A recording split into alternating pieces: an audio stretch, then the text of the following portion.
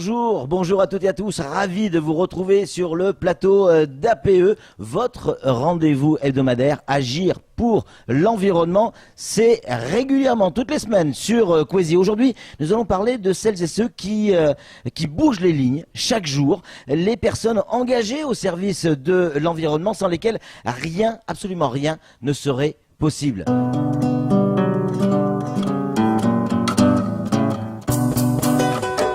Aujourd'hui, dans ce nouveau numéro d'APE, nous allons découvrir que l'engagement citoyen est très important à Mayotte. Associations, collectivités, initiatives individuelles, les exemples sont nombreux. Sans ces personnes qui ne comptent ni leur temps ni leur énergie pour sensibiliser les autres aux enjeux environnementaux, il ne se passerait pas grand-chose. Nos équipes sont parties à la rencontre de ces personnes et de leurs projets. Pour nous accompagner tout au long de cette émission, des hommes et des femmes qui bougent les lignes tous les jours au service de la protection de notre environnement.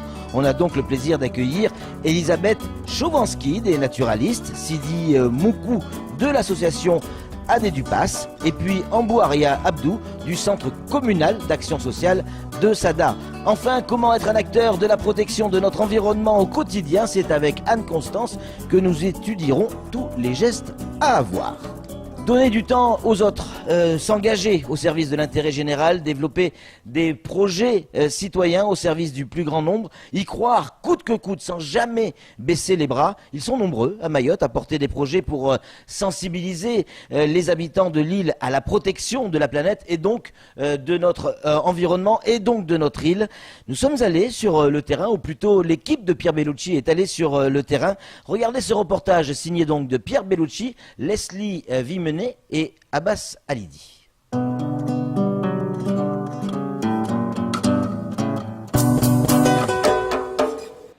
Selon le célèbre écrivain Antoine de Saint-Exupéry, nous n'héritons pas de la terre de nos parents, nous l'empruntons à nos enfants. Un emprunt qui induit un engagement de tous afin de préserver les richesses qu'abrite Mère Nature. À ce titre, nous avons posé la question à la population de Mayotte. Êtes-vous engagé dans des actions de protection de l'environnement? Non, personnellement non. Pour l'instant non, mais ça va venir. J'en parle souvent donc avec mes classes, mais je participe pas vraiment. Je suis directrice d'école, donc dans mon école, les enseignants essaient de travailler avec les enfants sur justement les collectes, les tris des déchets. De temps en temps oui, parce que j'habite à Passamanti, on a une association à Passamanti justement. On a beau crier, il faut que ce soit chacun son petit bout chez soi. Bon, je continue à trier mes déchets, voilà. Tri, ramassage de déchets, action de sensibilisation. À Mayotte, de nombreux acteurs s'engagent afin de redonner à l'île au lagon sa splendeur d'antan. En marge des initiatives citoyennes, une multitude d'acteurs associatifs et institutionnels agissent à leur échelle pour faire bouger les lignes. C'est le cas de l'Agence française de développement, qui finance et accompagne de nombreux projets liés à la protection de l'environnement et à la lutte contre les changements climatiques. Notre intervention ici à Mayotte consiste à intervenir massivement sur l'ensemble de ces segments, qu'il s'agisse de l'eau, de l'assainissement, des déchets, et d'accompagner en parallèle le renforcement des actions de sensibilisation, des actions de formation sur le sujet de la biodiversité. L'AFD est donc une banque de développement qui intervient auprès des collectivités locales et du monde associatif pour favoriser le développement durable. Aujourd'hui, on a des prêts à taux zéro pour tous les projets qui concourent, on va dire, à atténuer les impacts du changement climatique. Donc ça veut dire une meilleure gestion de l'assainissement, c'est de l'éclairage public en LED, c'est de l'aménagement des plages, des zones urbaines qui touchent aux zones naturelles. C'est très, très vaste. L'année passée, plus de 30 concours financiers ont été apportés par l'AFD en faveur du secteur public à Mayotte. Parmi les projets, un grand nombre émanent des municipalités. Dans la commune de Bouéni, le maire a ainsi fait de la protection de l'environnement une priorité. Campagne de ramassage, campagne de sensibilisation, mise en place d'arrêtés municipaux. Entre répression et sensibilisation, il tente d'accompagner ses administrés vers un changement de comportement au quotidien. L'éducation est super importante pour la population de Mayotte aujourd'hui. le temps que ça prenne, que cette éducation soit reprise par la population, je me suis dit, il ne faut pas que la mairie reste les bras croisés, il faut que l'action soit faite. Du coup, donc, j'ai exigé aux agents de continuer de ramasser les vendredis et lundis, et puis en même temps, de faire l'éducation. Éduquer la population, voilà l'un des préalables au défi de la protection de l'environnement.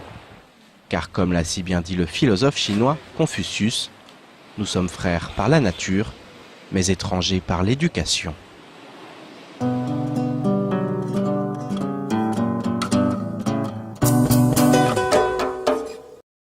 Oui, ils sont nombreux à faire tout un tas de choses et on ne se rend pas compte forcément au quotidien, mais on a la chance de les recevoir sur ce plateau. On va les représenter. Il y a Elisabeth Chovansky qui représente les naturalistes aujourd'hui. Elisabeth, bonjour. Bonjour. On a également Sidi Moukou qui est avec nous de l'association AD du Pass. Sidi, bonjour. Bonjour. Et puis on a Ambouria Abdou du Centre communal d'action sociale de Sada. Bonjour. Bonjour. Et puis Anne-Constance, évidemment, que tout le monde connaît maintenant sur ce plateau. Bonjour Anne-Constance. Bonjour. Mesdames et messieurs, on va parler de votre passion, parce que c'est de ça dont il s'agit aujourd'hui. Vous n'êtes pas forcément payé comme pourraient l'être certains salariés dans certaines sociétés. Ce sont des associations, l'envie au quotidien d'aider, de faire, de donner pour l'autre. Comment on arrive à sensibiliser les citoyens au quotidien sur votre passion, c'est-à-dire la protection de l'environnement, Elisabeth ? C'est un travail de longue haleine. Oui. Donc, pour ma part, les naturalistes ont commencé il y a une vingtaine d'années à déjà poser les premiers jalons d'une sensibilisation à l'environnement et à l'impact dans l'environnement sur la vie quotidienne des habitants, sur leur santé et sur leur économie. En mettant en œuvre 5 pôles, un dédié aux études d'impact, l'autre à l'animation, un à la première réserve naturelle nationale, l'Ino Mbudzi, l'environnement et voilà, j'ai un petit peu fait le tour des pôles de communication. Mais justement, en termes de communication, j'imagine, Sidi, qu'on ne s'adresse pas de la même manière, on ne forme pas, on n'informe pas de la même manière un gamin de 5-6 ans et un adulte. J'imagine que les méthodes sont différentes.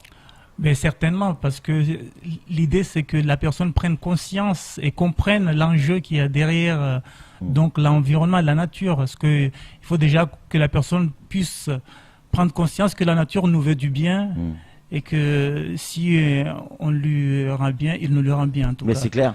Voilà. Donc, mais ça doit en tout cas aller par rapport à la personne, à sa situation, et lui expliquer par rapport à son vécu et autour ce que lui, il a pu vivre et sa propre expérience. Exactement, c'est beaucoup mieux que de vouloir expliquer des théories ou des sujets qu'il ne comprend pas forcément. C'est de l'amener sur son terrain et essayer d'en tirer le meilleur de la personne pour qu'il comprenne les enjeux qui lui attendent tout de suite, immédiatement, parce qu'il faut qu'il comprenne que la nature nous nourrit, la nature nous permet d'être en bonne santé, la nature, en tout cas, c'est ce dont on a besoin au quotidien pour s'en sortir. Sans la nature, elle n'a pas besoin de nous, mais nous on a besoin de lui au quotidien. Voilà. Sidi, Elisabeth, tout le monde, est-ce que comment vous vivez? C'est quoi votre quotidien quand on est passionné comme ça par l'environnement, la beauté de notre île, parce que c'est ça en fait. Hein.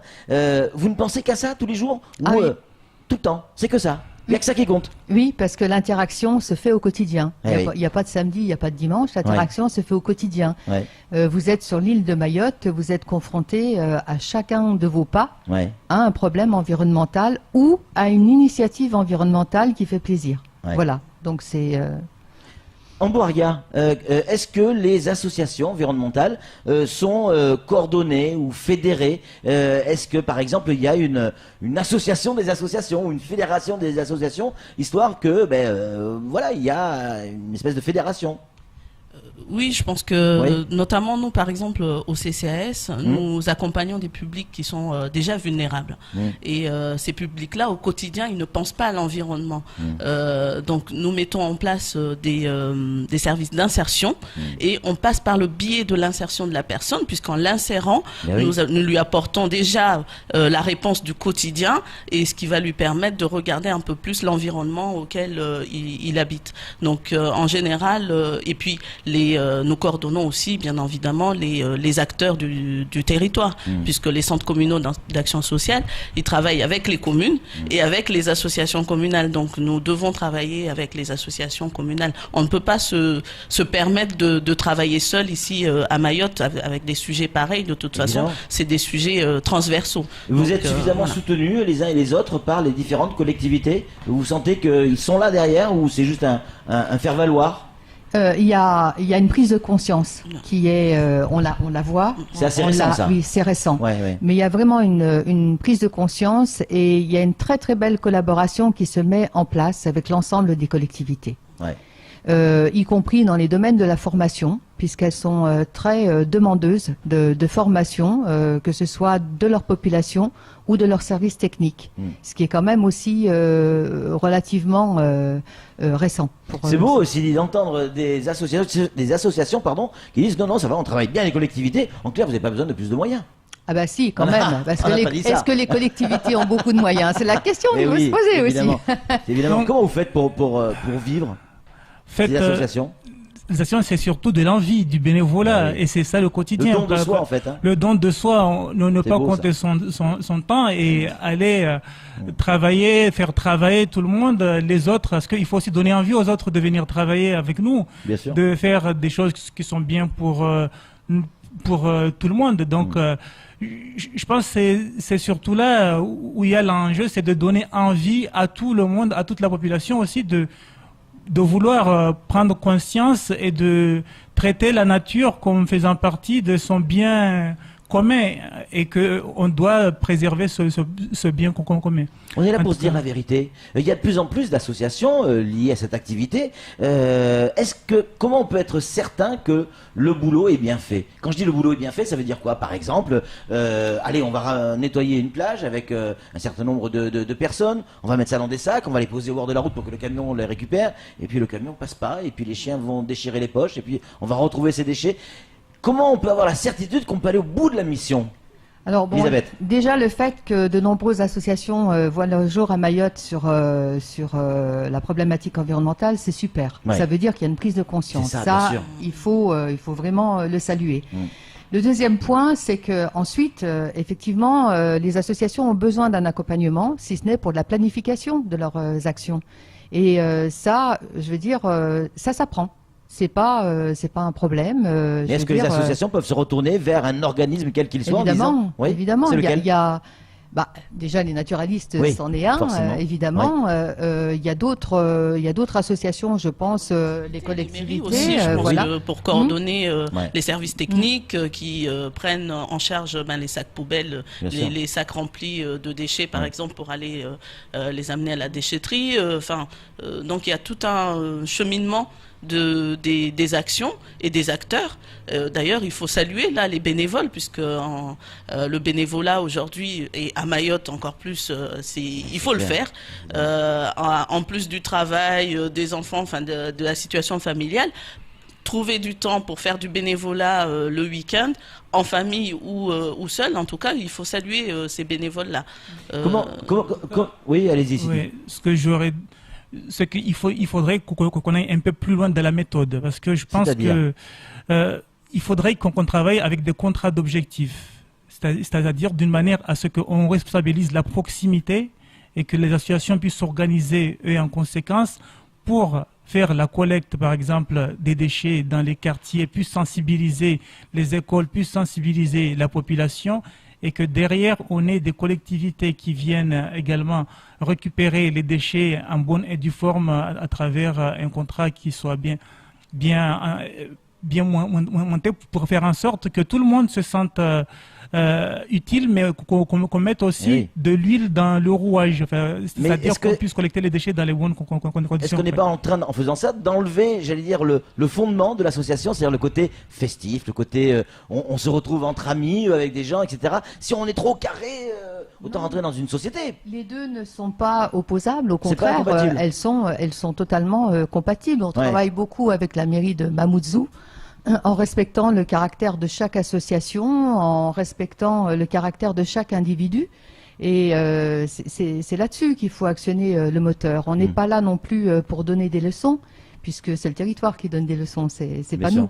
Mais les aider à avoir une méthodologie pour être beaucoup plus efficace, pour être entendu, pour que effectivement même les problèmes d'insalubrité se résorbent par les actions individuelles, quotidiennes.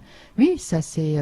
Il y a des gens, quand vous faites des opérations de ramassage, sur des nettoyages, pardon, sur la plage, qui viennent vous voir, qui sont pas forcément de l'association et qui vous disent c'est bien ce que vous faites, ou qui viennent vous donner un coup de main, carrément. Oui. C'est vrai. Oui. Ça, c'est chouette. Oui, bien sûr que c'est chouette. Ouais.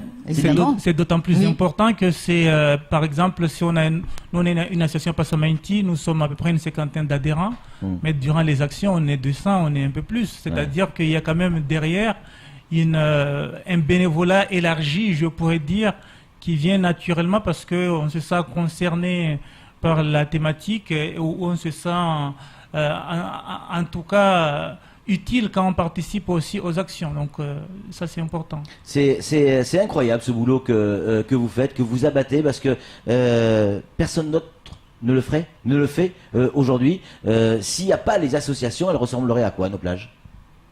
S'il n'y avait pas les associations? On a vu quelques images, je pense. Une grosse poubelle, hein. Une grosse poubelle. Et tous ces, parmi les critiques, il y en a certains qui disent oui, mais c'est pas aux enfants des classes à nettoyer, c'est pas leur rôle, etc. Qu'est-ce que vous avez envie de leur dire à ces gens? C'est de la pédagogie et comme on dit, la pédagogie, c'est le fait de répéter. Ouais. Donc je pense que au contraire, il faut initier aux jeunes très tôt et sensibiliser les parents, sensibiliser la famille, les autres membres de la famille, parce que on aura beau apprendre aux jeunes à trier en classe, mais si à la maison ils ne pratiquent pas, ça ne sert à rien. Ouais. Donc du coup, il faut venir et nous c'est notre rôle de rentrer dans les maisons, dans les familles, pour pouvoir le sensibiliser à fond et aussi encourager l'enfant, encourager le jeune enfant qui lui a appris quelque chose et il vient restituer. Donc je pense que ça va de pair en fait, la sensibilisation des adultes et des jeunes en même temps. Un dernier point que je voudrais vraiment aborder avec vous, même si dans le monde associatif c'est pas forcément ce qu'on va rechercher en premier, encore que c'est les résultats. Parce qu'il faut aussi parler des résultats. Est-ce qu'aujourd'hui, vous avez constaté sur le terrain de l'amélioration sur nos plages, dans nos mangroves ou dans la rue, tout simplement? Est-ce qu'aujourd'hui, ça porte ses fruits? C'est dit. Ça porte ses fruits si on accompagne l'action de toutes en tout cas les impératifs. Parce qu'il faut savoir que si on agit sur le terrain, il faut qu'il y ait les moyens également de collecte derrière. Il faut qu'il y ait une éducation qui soit faite derrière. Il faut qu'il y ait une information qui soit faite derrière. Et il faut aussi des sanctions qui soient faites derrière et un contrôle social qui soit fait derrière. Et c'est je pense, cette chaîne qui doit être maintenue, suivie pour qu'il y ait de l'efficacité. L'efficacité, on la voit dès qu'on commence déjà à appliquer ne serait-ce que 2 de ces 4 paramètres. Dès qu'on touche au porte-monnaie des gens, ça fonctionne. La notion de sanction, pour vous, c'est quelque chose qui vous semble important pour que ces plages restent propres? Alors la sanction, si elle n'est pas accompagnée d'une pédagogie... ça ne sert à rien. Non. Oui. Non, il faut que l'individu comprenne la raison de la sanction. Ouais. Si à la base, il ne comprend pas que la nature est un bien commun, que c'est un devoir civique aussi de la protéger, c'est un petit peu difficile. C'est comme dire à un enfant... arrête de toucher les boutons du gaz, tu vas te brûler. C'est un petit peu du même acabit, je dirais. Il faut lui expliquer les choses. Je voulais vraiment vous dire merci pour tout ce que vous faites, parce que c'est nécessaire. Il n'y a pas grand monde qui le fait. Et puis vous qui nous regardez, n'hésitez pas à les rejoindre. On l'a vu dans le reportage. Il y a plein de gens qui disent non, c'est vrai, je fais rien, mais je vais quand même à la plage, je vais quand même faire mes foulées, même si je mets ça dans des poches poubelles, mais des fois il y a des petits trucs qui tombent à côté. Allez rejoindre les associations, donnez 1 heure, faites comme Anne-Constance, elle le fait régulièrement. Vous l'avez vu sur les plages, Anne-Constance, rassurez-moi. Hein? Ouh là là, c'est pas sûr, hein. On va la retrouver dans pas longtemps. En tout cas, merci infiniment pour ce travail. Merci d'être venu également sur ce plateau. On va continuer cette émission APE Agir pour l'environnement, bien évidemment. Ça sera justement avec Anne-Constance.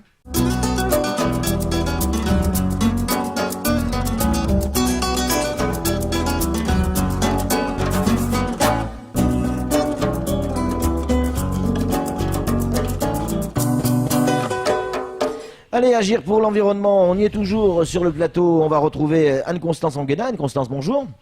Bonjour Patrick. Combien il y a d'associations en France qui travaillent au travers de l'environnement, comme on vient de le voir à l'instant? Alors, au travers de l'environnement, je ne sais pas précisément, mais en tout, des associations actives qui ont un objet et qui servent, je dirais, à quelque chose dans leur domaine, c'est 1,3 million. 1,3 million d'associations actives. Actives. C'est colossal. C'est énorme. Ça représente combien de salariés? Eh bien, ça représente... Au moins combien de personnes? Alors, combien de salariés? Ah, de salariés. 1,8 million de salariés. Alors, pour donner une comparaison, parce que je vous dirais 1,8 million, 12 millions, 15 millions, ça veut rien dire. 1,8 million, c'est un tiers des fonctionnaires français. Il y a 5,6 millions de fonctionnaires en France et 1,8 million de salariés d'associations. Donc, c'est énorme. Ça génère de l'emploi aussi. Ça génère clairement. beaucoup d'emplois, oui. Et le bénévolat, donc, dans l'association? Dans les associations? Alors, le bénévolat dans les associations, c'est aussi quelque chose d'important puisque on a à peu près 16 millions, on dit. 16 millions de bénévoles, c'est ça? Oui, c'est ça. On a 16 millions de bénévoles dans les associations aujourd'hui, avec une majorité d'hommes. Alors on parle souvent du PIB, et notamment à Mayotte. Le budget des associations représente combien du PIB? 85 milliards d'euros, c'est-à-dire 3,2% du PIB. L'ensemble de ces... C'est énorme. Hein. C'est énorme. L'ensemble de ces associations qui donnent du temps aux autres contribuent à fabriquer 3,2% de la richesse française. Incroyable. Les secrets des châtilles, vous en avez aujourd'hui? Comme toujours, il y en a quand même quelques-uns, et on l'a vu avec le début du reportage. Quand on recherche des informations sur les bonnes pratiques ou quand on a envie de s'engager, le premier geste c'est d'aller vers les associations, de pas avoir peur de pousser les portes, de téléphoner ou d'aller sur les sites internet pour prendre les renseignements. Donc je n'hésite pas à m'engager et à le faire. Deuxième geste, quand j'ai envie de m'investir dans une association environnementale, eh bien, je m'adresse au service environnement de ma commune. Aujourd'hui, à Mayotte, dans les 17 communes, il y a 17 services environnement auprès desquels on peut s'adresser sans souci pour prendre des informations. Troisième geste important, je donne 5 jours de mon temps par an pour les associations, pour aider les projets, pour participer. 5 jours, c'est pas beaucoup. C'est pas beaucoup. C'est une petite semaine quand même. Réparti sur une année, c'est pas énorme. C'est pas énorme. Et puis, je participe aux activités qui sont proposées par ma commune, puisque les 17 communes de Mayotte proposent de nombreux ateliers, de nombreuses expositions, de nombreux forums, qui permettent aux habitants de se renseigner, de se tenir informés sur ce qui se passe à d'autres moments dans la commune. La mairie et les activités proposées par les communes sont le point central pour pouvoir décider de s'engager et choisir le projet dans lequel on a envie de s'engager. C'est ça, parce qu'on peut encore choisir. On peut choisir. En tout cas, merci beaucoup Anne-Constance. Je voudrais encore dire merci à Sidi, merci également à Amboria. Je voudrais dire merci également à Elisabeth pour tout le travail qui est fait. Et au travers de vous, toutes les associations, elles sont nombreuses ici à Mayotte, qui donnent de leur temps, toutes ces personnes qui donnent de leur temps et qui font que ces plages, que ces mangroves essayent de rester propres. Et pour ceux qui, comme moi, ne participent pas forcément, je vais peut-être le faire, qui ne participent pas forcément, la moindre des choses, c'est de respecter cet engagement de ces gens-là, et même si on ne participe pas au ramassage, faire en sorte qu'ils en aient moins à ramasser. Merci 1000 fois pour tout ce que vous faites. Allez, c'est tout pour cet Agir pour l'environnement, pour ce numéro d'APE. On se retrouve évidemment la semaine prochaine, ça sera sur la même chaîne de télévision, à peu près à la même heure, avec un autre thème. Salut!